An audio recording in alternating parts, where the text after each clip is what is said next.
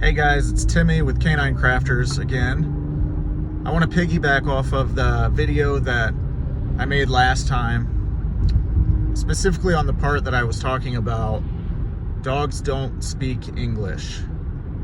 Well, how do they communicate then, is the question. So let's talk about barking. And let's compare barking to a human screaming. So, what do you think of when a human screams or yells? I think of they are either scared or maybe they are just trying to alert somebody, like maybe there's a fire and they're yelling fire, okay? And third, maybe they are just playing. So just a playful noise, yelling, screaming, whatever, okay? So let's compare that to the dog. Whenever a dog barks, they are either alerting, they are being playful, or they are trying to scare another animal, another human, whatever. But what aren't they doing? They aren't having a conversation by barking. They don't have conversations by barking. They do have conversations by using their body language.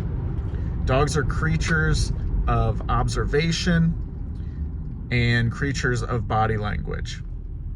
So what do I mean by that?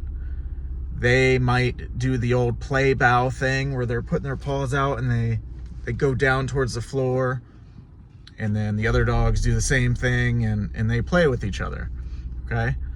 So that's one form of body language. That's the dog saying, hey, I want to play, okay?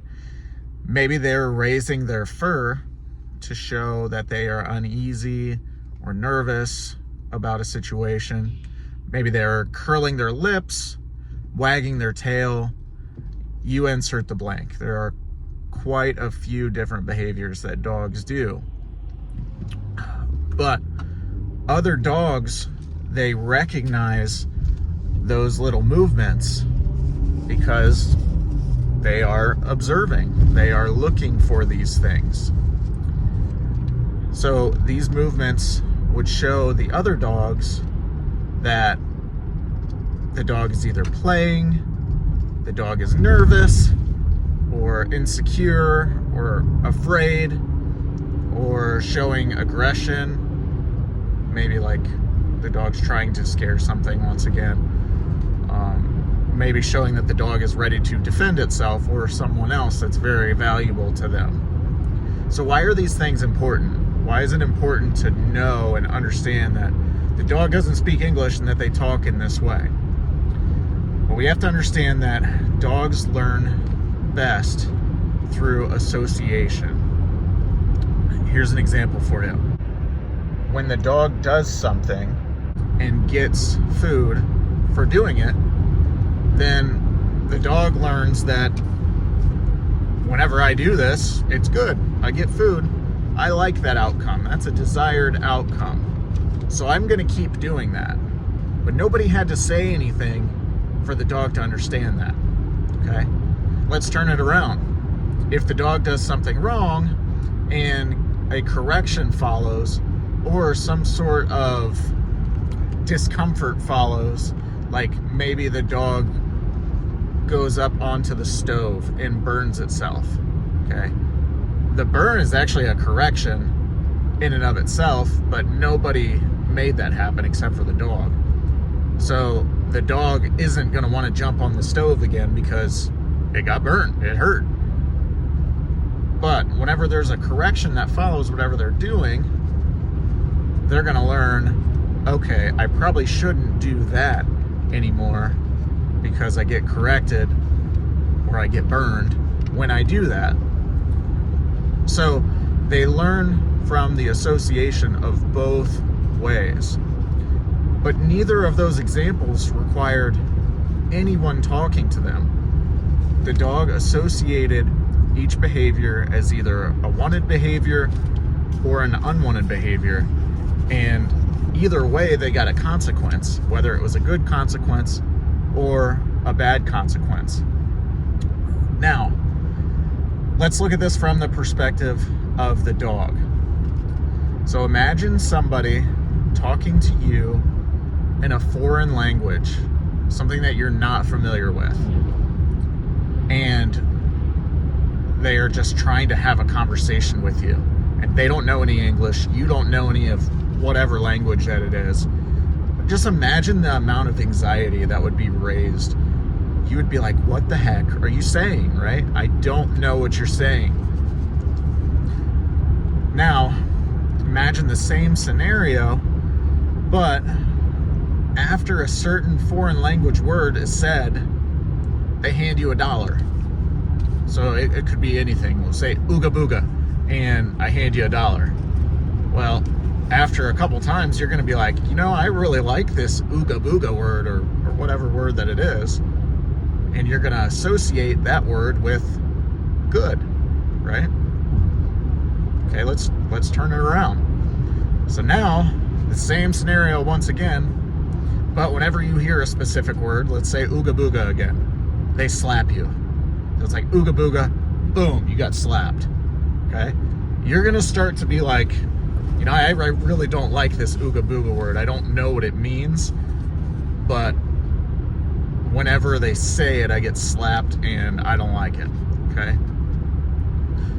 So the first example is equal to the dog learning a positive marker word. If you say yes, good boy, or whatever, and then a treat follows. The dog didn't know what yes, good, or good boy meant at first. All the dog knows is after he says this word, I get a treat, or I get some sort of reward, a pet, or a toy. I like that word. That word's pretty cool. But whenever they say a negative marker word, like no or bad, and a correction follows, and I'm not saying slap your dog, but if an appropriate correction follows, then the dog's going to be like, whenever I hear that word, I don't like what comes afterwards. So that can't be a good word. Okay? Starting to make sense? So let's bring it all together. Talking to your dog too much can actually create anxiety and misunderstanding in your dog.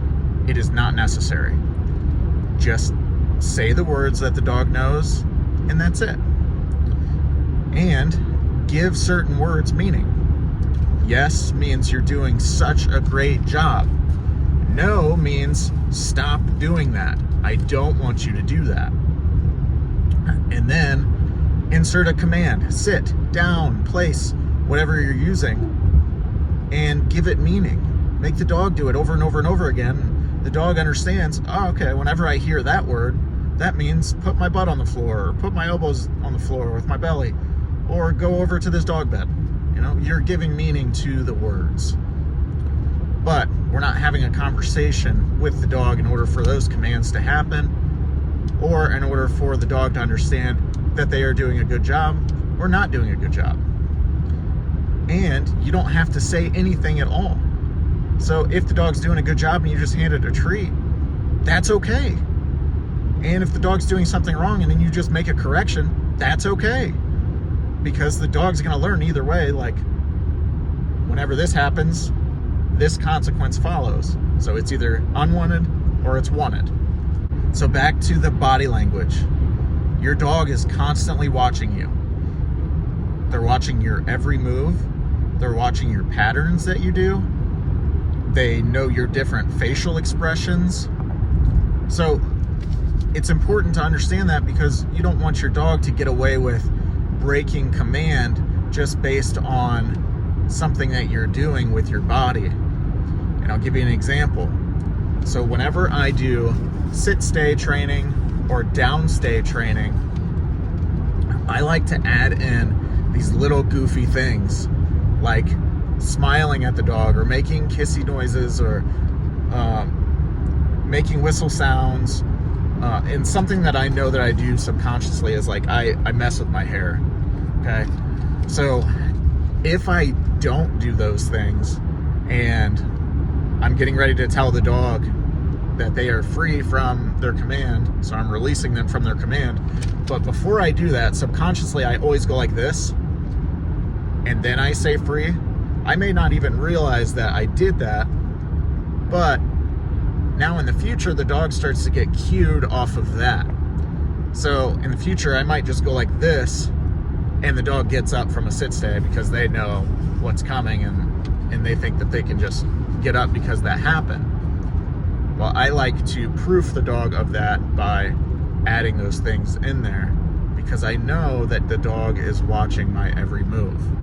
And this teaches the dog that they have to wait for that release word. They can't just get up because they see me touch my hair or smile or make a kissy noise or whatever. Lastly, stop yelling at your dogs. All this does is ruins your relationship with your dog, and it causes submission in the dog. Instead, try to use a neutral tone. Say no. If you get a little bit stern sometimes, okay, that's fine, that happens. But the yelling, screaming, it has to stop. And understand that you don't have to say anything. You can just apply a correction, and that's perfectly fine. You can just give a treat if they do something correct, and that's perfectly fine. Just make sure that it's an appropriate correction if that's the way that you're going to go, without saying no or anything else. But it teaches the dog that the behavior that the dog did, its own behavior, caused either the reward or the correction. So you're out of the picture at that point. And the dog's not going to just look at you as some punisher because you're yelling and screaming and then applying a punishment or a correction.